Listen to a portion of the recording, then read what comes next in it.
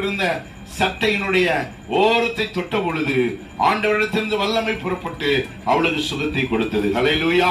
தன்னுடைய பணம் தராத சுகத்தை, தன்னுடைய ஆஸ்திகள் தராத சுகத்தை, தன்னுடைய எல்லாம் தராத சுகத்தை ஆண்டவரை நம்பினது நிமித்தமாக, இயேசுவை விசுவாசத்தின் நிமித்தமாக அந்த சுகத்தை பெற்றுக் கொண்டாள். ஹல்லேலூயா.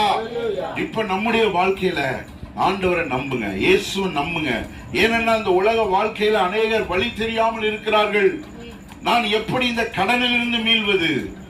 அதற்கு ஒரே வழி நான் குடும்பத்தோடு தற்கொலை செய்வது என்று சொல்லி அங்கே நினைத்து தவறான முடிவை நோக்கி கடந்து செல்கிறார்கள். பிரியமான தேவனுடைய பிள்ளைகளை, இன்றைக்கு இந்த சத்தத்தை கேட்பதற்கு தேவன் நமக்கு உதவி செய்திருக்கிறார். ஆனால் அவர்களுக்கு இந்த சத்தம் கேட்கவில்லை.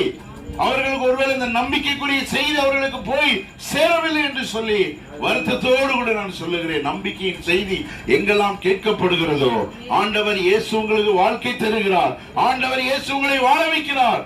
அவர் உங்களுடைய வாழ்க்கையை மாற்றுவார், உங்களுடைய சூழ்நிலைகளை மாற்றுவார், உங்களுக்கு ஆண்டவர் ஆசீர்வாதத்தை தருவார் என்கிற நம்பிக்கையின் செய்தி எங்கெல்லாம் கேட்கிறதோ அங்கே ஜனங்கள் அந்த வார்த்தைக்கு ஒப்பு கொடுத்து தங்களுடைய வாழ்க்கையை ஆசீர்வாதத்திற்குள் வருவதற்கு தன்னை படைத்த ஆண்டவர், தனக்காக ஜீவனை கொடுத்த ஆண்டவராகிய இயேசு கிறிஸ்துவை அவர்கள் நம்புகிறார்கள். ஹல்லேலூயா. நம்புகிறார்கள். தங்களுடைய வாழ்க்கையை ஆசீர்வாதத்திற்குள் கொண்டு வருகிறார்கள். தன்னுடைய வறுமை நிமித்தமாக எப்படியாவது விஷத்தை குடித்து செத்துவிட வேண்டும் என்று இருந்த ஒரு குடும்பத்திற்கு இந்த நம்பிக்கையின் செய்தி போனது. ஆண்டவராகிய இயேசு விடத்திலே நீங்கள் வாருங்கள் என்று சொல்லி அழைப்பு விடுத்த போது அவர்கள் நம்பிக்கையோடு கூட வந்தார்கள். இன்றைக்கும் அவர்கள் ஜீவனோடு கூட இருக்கிறார்கள். ஹல்லேலூயா.